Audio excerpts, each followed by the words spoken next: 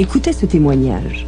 Le 13 février 1983, cette dame, Jeanne Guéné, a vécu une expérience intense de sortie hors du corps. La situation n'était pourtant pas celle d'une mort imminente.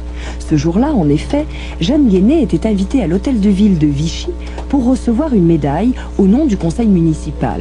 Et tout d'un coup... je sens qu'il monte sous les talons une sorte de crépitement, de grésillement et en même temps de vibration qui me monte, qui monte, les cuisses, les fesses, le long de la colonne vertébrale. Et lorsque c'est arrivé à la gorge et puis à la tête, je suis sortie. Mais aussitôt sortie, c'était extraordinaire. La salle de l'hôtel de ville est très vaste, très grande, très haute de plafond. Je me suis trouvée partout à la fois. Partout à la fois. J'étais la vie, j'appartenais à la vie. J'appartenais à la vie.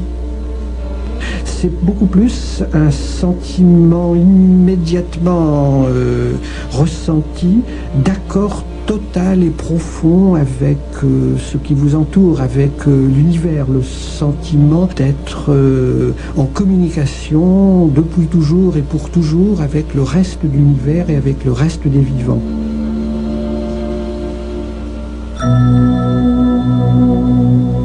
Allons même plus loin. Il est raisonnable de penser que ce qui est valable pour nous le fut sans doute pour les premiers hommes.